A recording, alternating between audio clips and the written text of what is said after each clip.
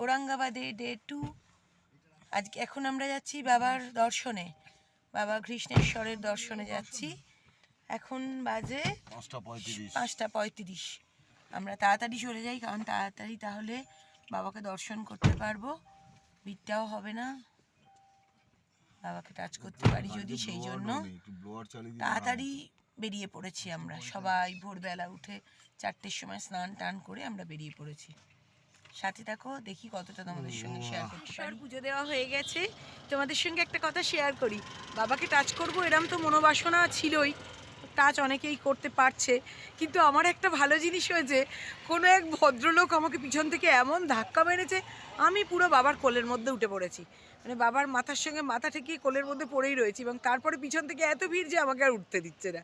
আমি অনেকক্ষণ বাবার কোলের মধ্যে পড়েছিলাম। এটা আমার আজকে খুব ভালো লেগেছে। এটা আমার মানে এই ট্রিপের শ্রেষ্ঠ একটা পাওনা। নতুন বছরে বাবার কাছে নতুন একটা পাওনা। সমানে বাবার নাম করছিলাম, ইচ্ছা তো ছিল টাচ করব, কিন্তু বাবার সঙ্গে যে এরকমভাবে একদম গলা জড়িয়ে বাবার কোলে পড়ে থাকবো সেটা ভাবিনি। যাই হোক, খুব ভালো লাগলো ব্যাপারটা, তাই তোমাদের সঙ্গে শেয়ার করলাম। এবার দেখাচ্ছি আমরা কোথায় ব্রেকফাস্ট। আজকে একটা নারকলের নাড়ু দিয়েছি গোপুই, নারকলের নাড়ু দিয়েছি আজকে। ওই ভীমা কি কৃষ্ণেশ্বরের ওখান থেকে নারকলের নাড়ু কিনে দিয়েছি, আর মিঠু মিষ্টি কিনে দিয়েছে, ভবেন্দাকাল চকলেট দিয়েছে। একটু এগিয়েই ভীমা কৃষ্ণেশ্বর মন্দির থেকে একটু এগিয়েই অজন্তা যাওয়ার পথে তুলসী ফ্যামিলি রেস্টুরেন্ট, একদম 100% পিওর ভেজ। এখানে আমরা একটু কিছু হালকা ফুলকা স্ন্যাক্স খেয়ে নেব, মানে কিছু একটু ব্রেকফাস্ট যদি করবো, বা চা ফা খাবো, খেয়ে আমরা তারপর ইলোরা যাব। ওখানেও কৈলাস আছে, বাবার মূর্তি ওখানেও রয়েছে, তো যাব আমরা। এখন আমরা এখানে খাবার জায়গায় এসে গেছি, একটু হালকা ফুলকা কিছু খেয়ে আমরা আবার এগোবো। খুব ভালো খেয়েছি তন্দুরি রুটি আর হচ্ছে মিক্সড ভেজ উইদাউট অনিয়ন গার্লিকে। কিন্তু এমনই দুঃখের বিষয়, খাওয়ায় সবাই এত মত্ত যে তখন ভিডিও তুলতে ভুলে গেছি। আর এখন একটু ফ্রেশ লাইম সোডা খাবো, ব্যাস, দিয়ে তারপর আমরা যাব দৌলতাবাদ ফোর্ট। কিন্তু লাইন দেখো, প্রচুর স্টুডেন্টদের লাইন। দূর থেকে এরকম লাগছে পাহাড়টা, এটাও তো কেভ, সব তো পাহাড় কেটে কেটেই গুহা বানানো। ভেতরটা ঢুকি তাহলে শেয়ার করবো কিরম সুন্দর। কিলোরাও খুব সুন্দর, সেই যক্ষী মাথা যেটা আমরা পড়েছিলাম কৈলাসের কেলেঙ্কারিতে সিনেমায় দেখেছিলাম, সেটা এইটাই, সেই ইলোরাই এটা। কত স্টুডেন্ট দেখো, সব এক্সকারশনে এসেছে, এখানকার কোনো স্কুল থেকে বা কলেজ থেকে সব এসেছে।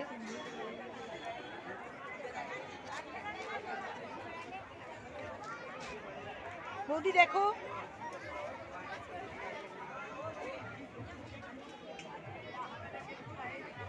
কি খুঁজছে সম্পত্তি কে জানে। আমরা ইলোরা পৌঁছে গেছি, এবার ইলোরা এন্ট্রি করছি। দিয়ে ইলোরা কেভের মধ্যেও মহাদেবের মন্দির আছে। কৈলাসে কেলেঙ্কারি যারা দেখেছে ফেলুদার, তারা দেখে থাকবে যে ইলোরার ভেতরেও মন্দির আছে মহাদেবের। চলো তোমাদের সঙ্গে শেয়ার করছি,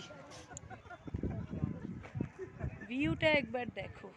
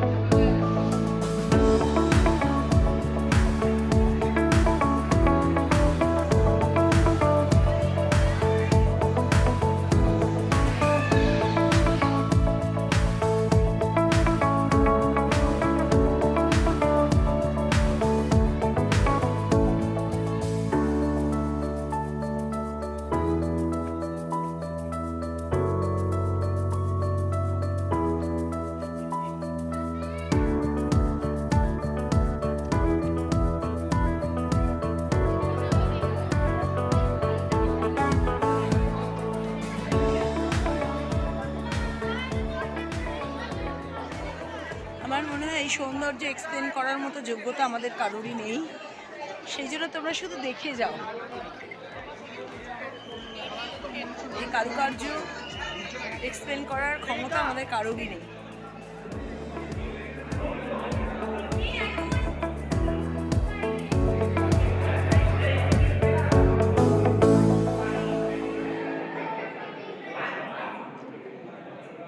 মহাদেব বসে আছেন।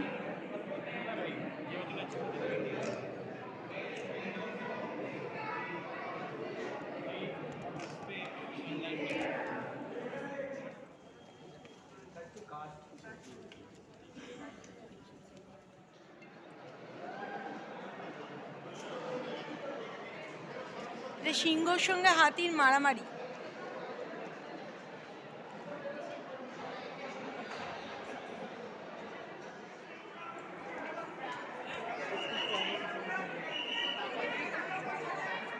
কারুকাজ দেখো।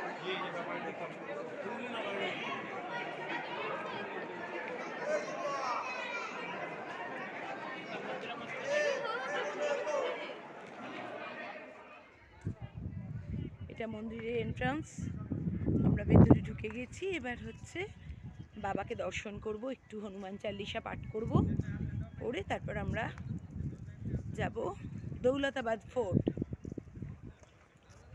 এটা হচ্ছে শ্রী ভদ্রমারতী মন্দির।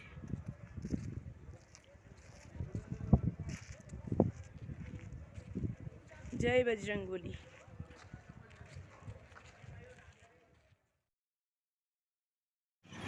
এবার আমরা যাচ্ছি দৌলতাবাদ ফোর্টে। দূর থেকে দেখাই, দেখো দৌলতাবাদ ফোর্ট। প্রচণ্ড রোদ্দুর, প্রচণ্ড, একদম মনে হচ্ছে পাঁপড় ভাজা হয়ে যাবো সব। দেখি কতটা উঠতে পারি, কি করতে পারি, তোমাদের সঙ্গে শেয়ার করছি। প্রচণ্ড রোদ তো, ভালো লাগছে না।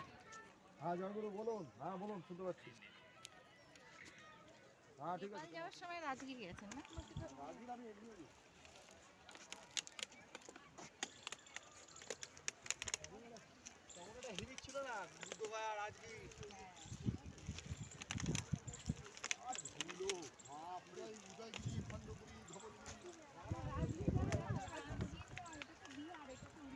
এই আমরা এখন দৌলতাবাদ ফোর্টে। এটা একটা কুয়ো মনে হচ্ছে, বিরাট বড় একটা কুয়ো। বাইরে অনেক কামান ছিল, কাঠের দরজাটা এত সুন্দর। এখানে এই প্রত্যেকটা খোপে সৈন্য সামন্ত সমস্ত থাকতো।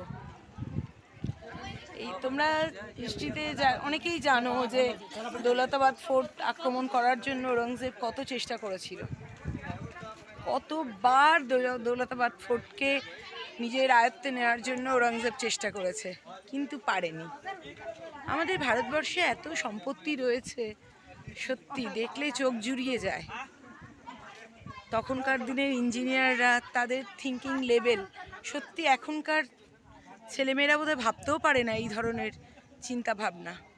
তখন এত সব কিছুর অ্যাক্সেস ছিল না, অথচ মানে তারা এত মানে নজিরবিহীন জিনিস বানিয়েছেন, যেটা এখনকার ছেলেরা অনেক কিছুর অ্যাক্সেস পাওয়া সত্ত্বেও হয়তো এখনকার ছেলেমেয়েরা এইসব ভাবতেই পারে না, এসব নজিরবিহীন নিদর্শনের কথা। আর বেশি বলছি না, খালি দেখে যাও। আমি ভিডিও মোটামুটি করছি, চেষ্টা করছি যতটা দেখানো। শুনছি 750টা সিঁড়ি, জানি না কতটা উঠতে পারবো, চেষ্টা করছি।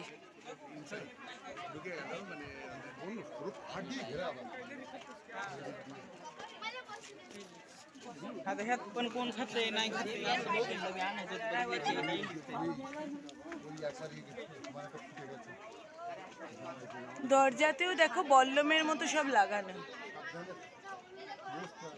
এই প্রত্যেকটা খোপে সৈন্য সামন্ত পাহারা দিত। ভাবা যায় আজ কত বছর, কত 100 বছর আগের কথা।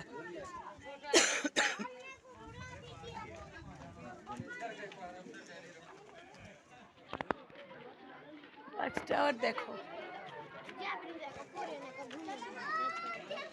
দূর থেকে এখানে পাহারা দিয়ে ওয়াচ করা হতো এই ওয়াচ টাওয়ারের মাধ্যমে, যে কেউ আক্রমণ করছে কি দুর্গ। এখানে দেখো নন্দী রয়েছে, তার মানে এখানে মহাদেব রয়েছেন সামনে। এক একটা গুহায় এক একজন আছেন, কোথায় বৌদ্ধ, কোথায় বুদ্ধদেব রয়েছেন, কোথায় মহাবীর জৈন রয়েছেন, কোথায় মহাদেব রয়েছেন, বিষ্ণু রয়েছেন। এখানে মহাদেব রয়েছেন সেটা বোঝা যাচ্ছে কারণ উল্টো দিকেই নন্দী রয়েছে।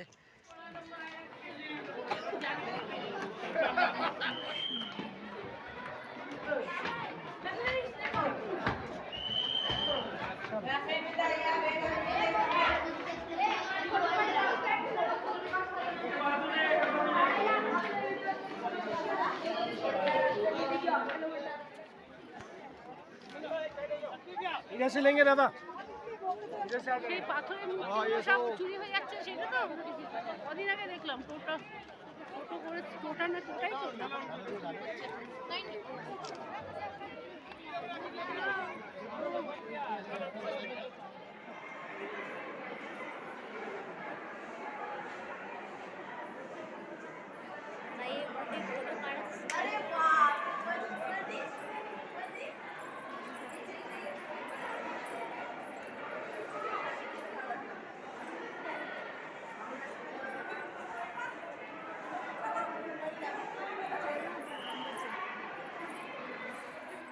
ওইটার উপরে আমি আর উঠবো না।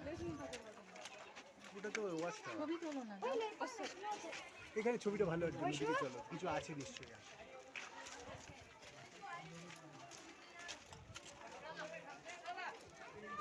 চারিদিকটা পরীক্ষা দিয়ে ঘেরা, দেখো। এই হচ্ছে মেন কেল্লার উপরে আমরা উপরে, এই যে চারিদিকে পরীক্ষা দেওয়া।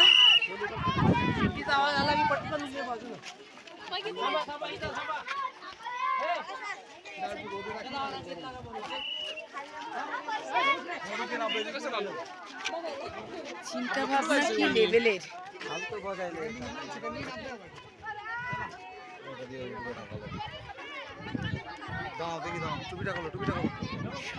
চলো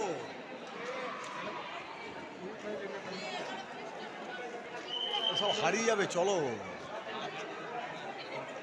হারিয়েই তো যেতে চাইছি এখানে।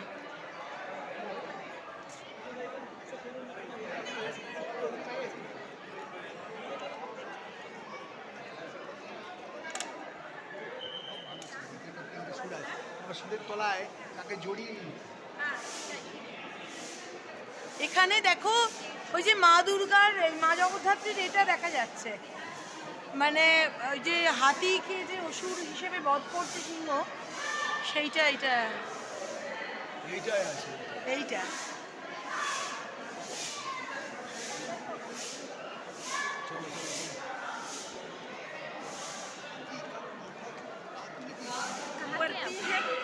কলকাতা।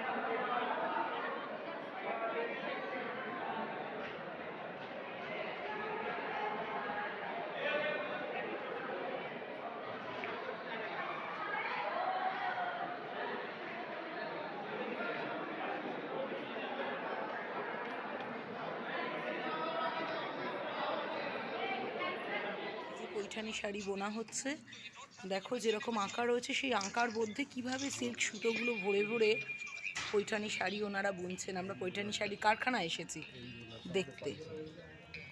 হ্যাঁ, এই রোলারটা আমাদের পালিশে ব্যবহার করা হয়। আর কীভাবে ওনারা বুনছেন দেখো,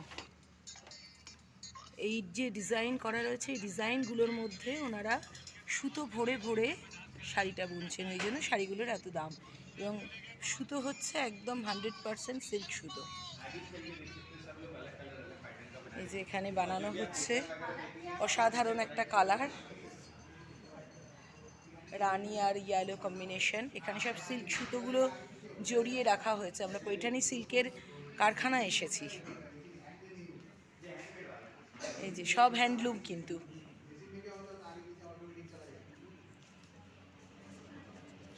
আমাদের দুপুরের লাঞ্চ আমরা এখন করতে এসেছি, বাট একটুও খিদে নেই কারোর।